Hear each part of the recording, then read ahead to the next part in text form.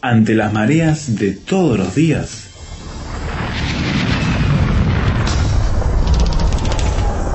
llegamos a tierra firme.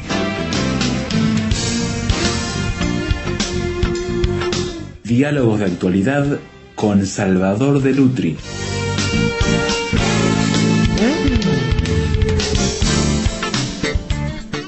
Vivimos cambios tecnológicos constantes que nos remueven en la manera en que aprendemos, comunicamos y reproducimos el conocimiento en esta era de la información. Y uno de ellos, Ezequiel, que vemos que se viene a pasos agigantados metiendo nuestras vidas, es la del proceso del libro de papel al libro electrónico. ¿Cómo ves todo esto, esta evolución, siendo un ávido lector de libros y alguien que escribe libros? Y con preocupación, por supuesto. En primer lugar tengo un libro electrónico, por supuesto, y lo primero que sentí cuando me lo regalaron, la verdad, es una profunda angustia, porque tengo muchos libros en papel en mi casa que he ido adquiriendo por cuestión de estudio, de gusto, de profesión y todo lo demás, y que no voy a decir cuántos porque sé que en un programa anterior mi padre dijo cuántos libros tenía y un oyente se enojó, así que yo no voy a decir cuántos tengo, lo dejo librado a la imaginación de cada uno, pero sí, es verdad que tengo unos cuantos libros y cuando obtuve mi primer libro electrónico me sentí un poco mal porque dije, ¿ahora qué hago con todos estos libros en papel que ocupan tanto espacio en mi casa? Yo creo que mi esposa se puso contenta pensando nos sacamos de encima los libros, pero no pasó porque terminé volviendo al libro en papel, es decir, es un poco insustituible para mí por una cuestión de costumbre. Vos sabés, Esteban, que yo leo mucho cada vez que sale un artículo sobre la muerte de la literatura y la irrupción del libro electrónico, este tipo de cosas por supuesto me interesan. Y cada vez que lo leo me pongo a ver qué es lo que dice y cuáles son los argumentos. Y los argumentos de los que defienden al libro en papel, dentro de los cuales por supuesto me incluyo, son argumentos siempre muy superficiales. Es por el olor, por el tacto, porque lo puedo poner en un estante y lo puedo ver. Es decir, realmente son argumentos superficiales porque lo que interesa del libro realmente no es el libro, sino es el contenido, y ninguno de estos aspectos hace referencia al contenido. Es una cuestión más sensorial, el aprecio que tenemos por el libro me parece a mí que por otra cosa.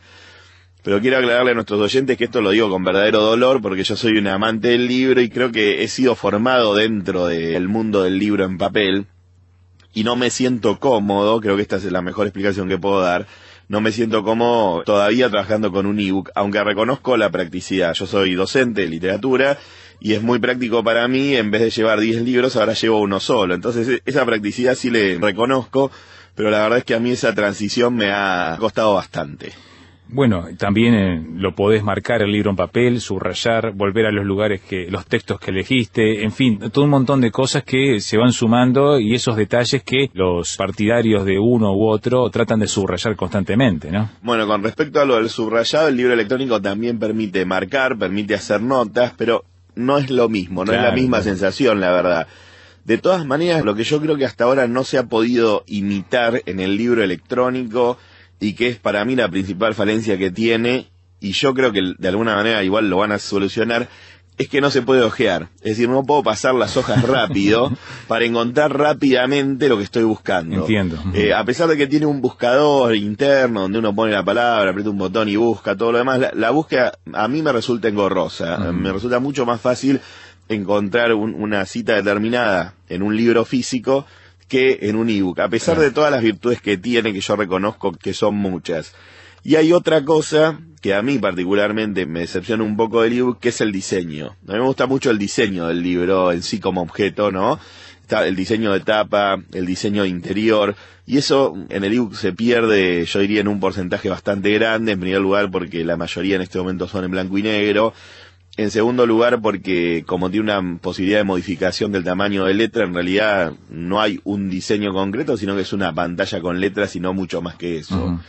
Por supuesto, son todas razones superficiales, seguiría leyendo igual aunque no existe el libro en papel, esa es la verdad última, pero el libro, por otro lado, no acompaña la historia de la literatura desde hace tanto tiempo. El libro tiene 500 años de existencia masiva, digamos, existe desde hace un poco más de tiempo, pero de existencia masiva y y accesible a prácticamente cualquier persona que quiera comprarlo, es de 500 años a esta parte.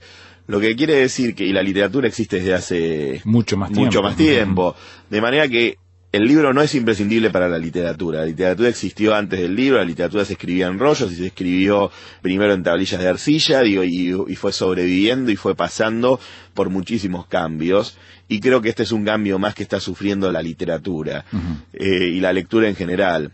Hay sí una pregunta que tal vez es para mí la pregunta más interesante que se hace con respecto a este tema, pregunta por supuesto para la que no tengo respuesta, que es de qué manera modifica nuestro hábito de lectura la lectura electrónica. Entiendo. De qué manera leer en un libro electrónico, y nosotros estamos focalizando un poco en el libro electrónico, que es el dispositivo generado específicamente para la lectura, que tiene un tipo de pantalla especial con una tinta electrónica que permite que la vista no se canse, ¿no? Es decir, que es distinto a la tablet o a la computadora, que tiene una pantalla más brillante y que cansa más la vista. Pero hay muchos chicos que leen en las pantallas de las computadoras, lo sé porque soy docente, y ellos me lo comentan, y hay muchos chicos que leen en la pantalla de sus teléfonos celulares, y que leen libros extensos en las pantallas de sus teléfonos celulares. La irrupción del libro electrónico trajo, Esteban, también o puso sobre la mesa dentro del mundo editorial una serie de cuestiones que antes no estaban en juego. El libro, si bien se falsifican libros, se generan compras alternativas de libros que se consiguen un precio más bajo, sobre todo en nuestros países latinoamericanos. Esto, cuando uno se lo cuenta a una persona que no es consumidora de libros habituales, se ríe porque dice, ¿quién se va a dedicar a falsificar libros? Y sin embargo esto se produce. Hace muy poco tiempo en mi país, Argentina, desbarataron una banda que se dedicaba a hacer este tipo de cosas. Por supuesto el libro lo pueden vender, comercializar a un precio bastante más bajo, y ahí es donde obtiene la ganancia. A pesar de que el libro se puede falsificar, generar una copia ilegal, el proceso es muy complicado. Sí. Por supuesto que también estuvo la fotocopia, y hubo un tiempo, todavía sigue existiendo, hubo un tiempo donde la fotocopia parecía que era el principal enemigo del libro, porque todo el mundo fotocopiaba libros. Tampoco sé si es así.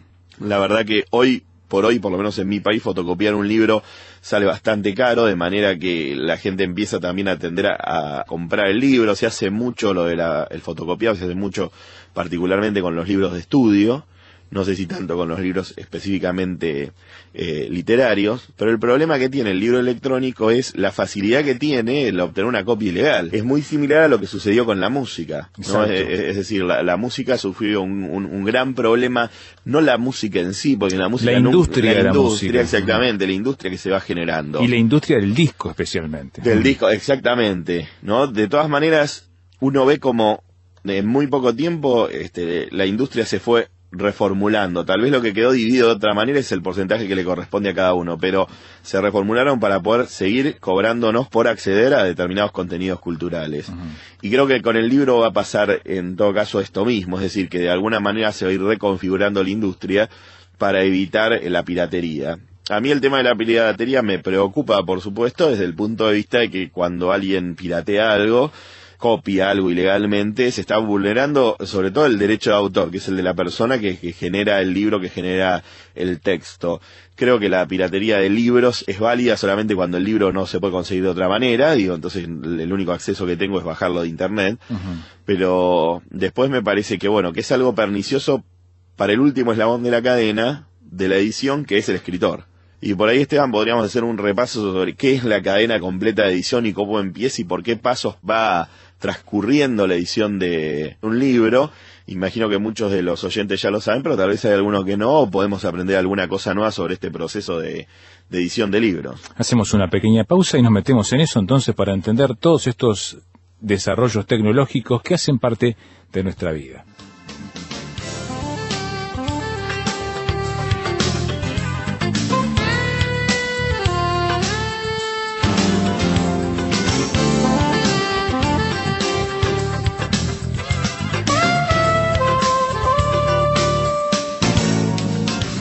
Tierra Firme en Internet. Descubra en nuestro sitio materiales, datos, la transcripción de estos comentarios, frases sobre este tema que le ayudarán a desarrollar una posición con bases sólidas.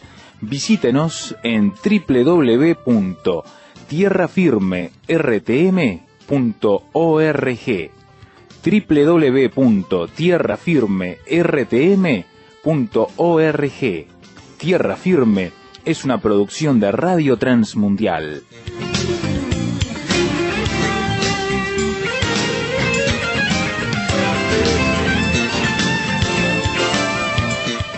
Estamos hablando con Ezequiel de Lutri sobre el libro en papel y el libro electrónico. Y nos proponías, antes de la pausa, Ezequiel, hablar sobre todo el proceso de creación, de edición y esa cadena productiva de un libro. Me encanta el mundo de la edición. Yo, si bien pertenezco al bando de los escritores, no al bando de los editores, pero gracias a Dios he podido estar en contacto con algunos editores a lo largo de mi vida y siempre he salido enriquecido, ¿no? Ellos manejan la parte de números, manejan la parte del negocio, digamos, que es lo que el escritor generalmente le cuesta manejar o para lo que no está preparado. Siempre el libro comienza como libro, comienza en una máquina de escribir o comienza en una computadora, en la mente del escritor. Hay libros que se hacen por encargo, por supuesto, hay libros que se hacen de acuerdo a las necesidades. Claro. Ahí sabemos también escritores que ya los llaman negros, que escriben para otras personas, ¿no? Entonces cuando alguna celebridad quiere escribir su biografía, por más que sea su autobiografía, muy pocas veces la escribe realmente, sino que contratan a un escritor cuyo nombre nunca vamos a conocer para que escriban. Es decir, hay distintos motivos por los que un escritor se puede sentar a escribir. Pero lo cierto es que él va a trabajar en soledad, va a generar un primer borrador del texto que el mismo autor corrige un par de veces hasta que más o menos va acomodándolo. Ese original mayoritariamente va a respetar determinadas pautas en su presentación y va a ser enviado por mail o impreso. Generalmente, por lo menos en una primera llegada al editor, el material se presenta impreso, no se presenta por medios digitales. ¿Por qué? Porque es una forma de filtro que tiene el editor. Si un editor puede recibir en su mail cientos de libros en formato doc, ¿no? Un documento, abrirlos y leerlos, digo, va a recibir 100, pero impresos va a recibir 10. Entonces generalmente los editores utilizan esto como filtro. Si el material llegó impreso, quiere decir que hay un trabajo mayor porque el autor lo llevó, lo imprimió, lo hizo encuadernar, etcétera, etcétera, y lo envió por correo, por lo tanto le da más valor o más cuidado a su trabajo, entonces vamos a empezar leyendo esto. Si es que lo leen, por supuesto, porque generalmente las editoriales piden el material y no esperan recibirlo de esta manera, aunque esto puede suceder. Una vez que el editor o el consejo editorial aprueban la posible publicación del libro, se procede a firmar contratos, por supuesto, para completar la parte comercial. Y ahí viene uno de los temas más complicados del proceso de edición, que es cómo se distribuye el dinero. Porque hoy un libro está muy caro, por lo menos en mi país Argentina, un libro sale bastante dinero. Y uno dice, uy, el escritor es rico, porque si vende 100 libros o 200 o 300 a este precio, pero la verdad es que el autor recibe entre el 6 y el 10%, y hay muy pocos autores que reciben el 11 o el 12% del precio de tapa de cada libro vendido. Lo que quiere decir que si en la edición salen 1000 libros pero vende solo uno, va a cobrar el 10% solo de un libro, no va a cobrar de la totalidad. El editor, que es el que hace el trabajo de pagar la imprenta, llevar el libro, pagar el diseño, etcétera, etcétera, etcétera, se lleva entre un 25 y un 30% del monto del libro. El distribuidor es el que se encarga de hacer la logística, de llevar el libro hasta la librería para que esté accesible a todos, se lleva entre un 30 y un 35%, y el librero se lleva entre otro 30 y 35%. Ahí está repartida la torta. Ahí está repartida la torta. El librero trabaja consignación, generalmente, mayoritariamente, es decir, que el libro que no vende lo devuelve. O sea, no tiene riesgo en ese sentido. No tiene riesgo, pero tiene otros riesgos, tiene que alquilar el local, claro, tiene que tener a sus empleados, es decir, a veces, ¿por qué el distribuidor se lleva tanto? ¿Por qué el librero se lleva tanto? Pero cada parte de la cadena, la verdad es que tiene su riesgo. Asume los suyos. Por ejemplo, si un librero le roban el libro o el libro se le rompe, lo tiene que pagar como si... Entonces él asume también ciertos riesgos que pueden parecer menores,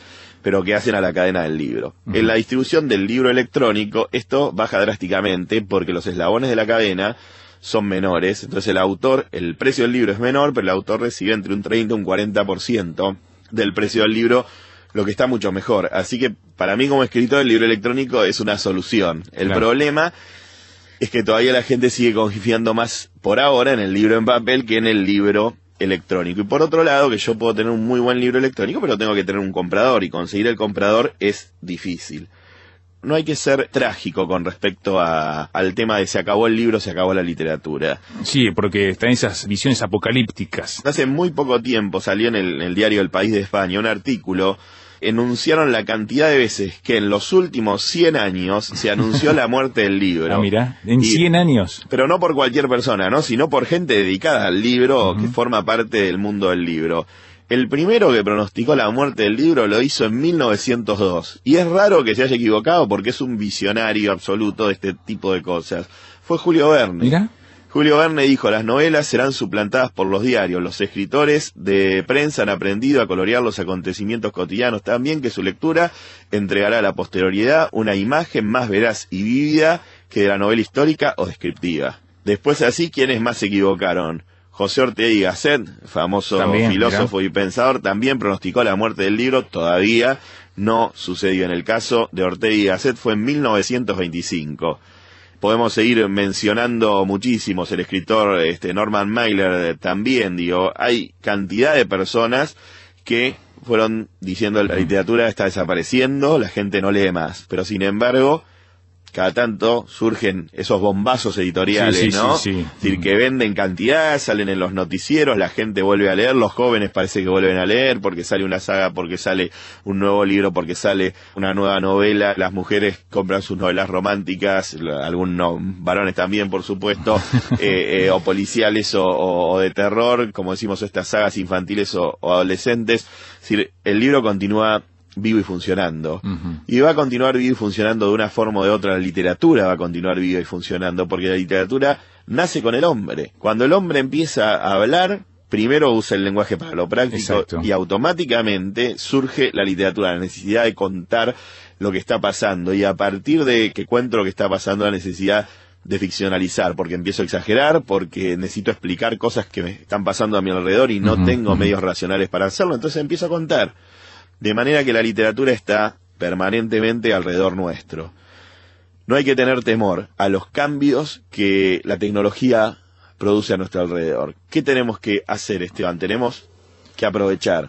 Tenemos que aprovechar todos esos cambios que se van generando para que jueguen a nuestro favor.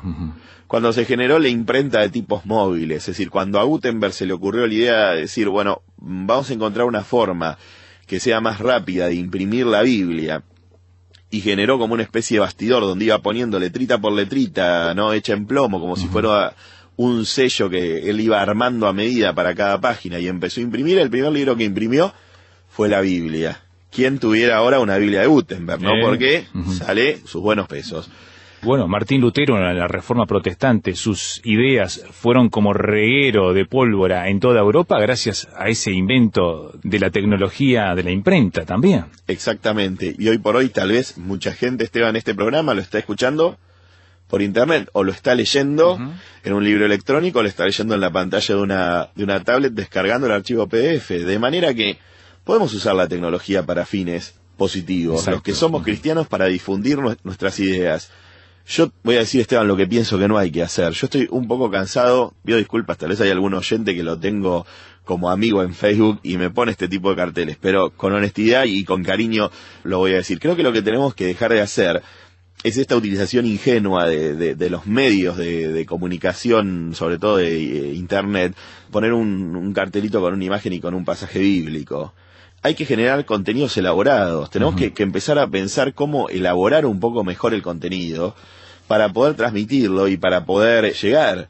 De alguna manera, Gutenberg, para imprimir su Biblia, generó todo un sistema muy elaborado para lograr hacerlo. No fue simplemente poner una imagen con un pasaje bíblico. Yo sé, por supuesto, que es lindo difundir un pasaje bíblico cuando uno lo siente en el corazón, pero a veces poner me gusta si Dios te ama o este tipo de cosas. Claro. Parece que implican una pérdida y un reduccionismo, que lo que tenemos que tratar de hacer es de empezar a elaborar un poco más el material. Qué lindo sería que en Internet podamos tener una biblioteca con grandes clásicos de la literatura cristiana que ya no pagan derechos de autor, así que no estamos cometiendo ningún delito, donde uno pueda bajar a la tablet este tipo de material, o que podamos generar escritores cristianos que puedan difundir material de calidad. O sea, yo estoy muy triste porque hay poco material escrito cristiano que realmente tenga calidad. Por ejemplo, la novelística cristiana, muy básica, y si hablamos de novela o cuento incluso cristiano escrito en lengua hispana, estamos hablando casi de una nulidad. ¿Y por qué no podríamos generar material de este tipo? ¿Por qué asustarnos frente a la tecnología en vez de decir, esta es una herramienta que podemos utilizar. Gran desafío. Si hay una cosa, voy a decir algo que va a sonar una barbaridad, pero por favor escuchen la frase hasta el final. Si hay algo que le admiro a Satanás es que él utiliza la tecnología mucho más rápido que nosotros. Sí, aprende a utilizarla mucho más rápido que nosotros. Es mucho más inteligente Satanás que nosotros. Se da cuenta enseguida del valor que tiene la tecnología. ¿Cuánto tiempo tardamos en tener la Biblia online, en tener todo este tipo de cosas que hoy, gracias a Dios, las tenemos? Sin embargo, la pornografía acompaña a Internet desde el principio. Y hoy estas cosas son terribles, porque de alguna manera están hablando de que el enemigo usa mejor estas herramientas que están a nuestro alcance, de lo que le estamos usando verdaderamente nosotros. Tenemos que ser más sabios en ese sentido. Creo que más sabios y más preparados, y no tenerle miedo y no ser superficiales en el uso que damos a las nuevas tecnologías.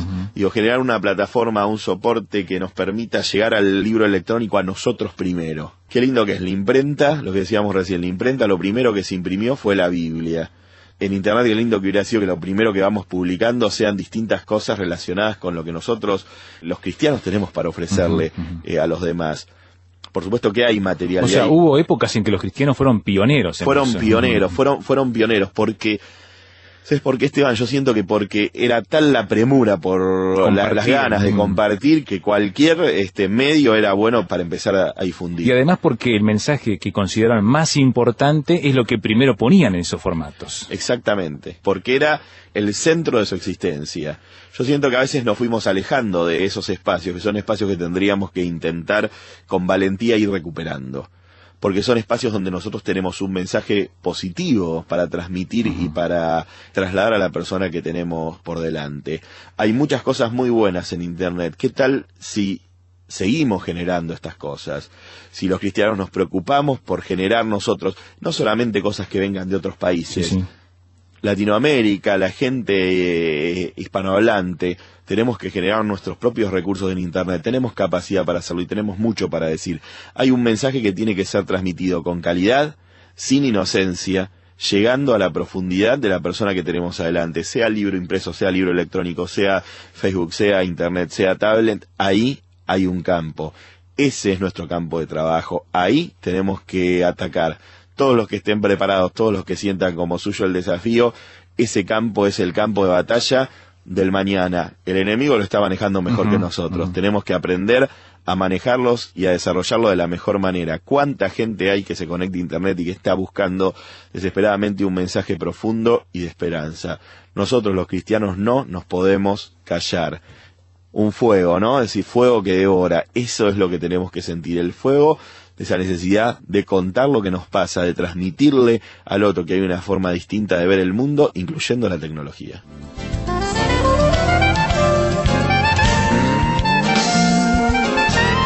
Los grandes músicos en tierra firme.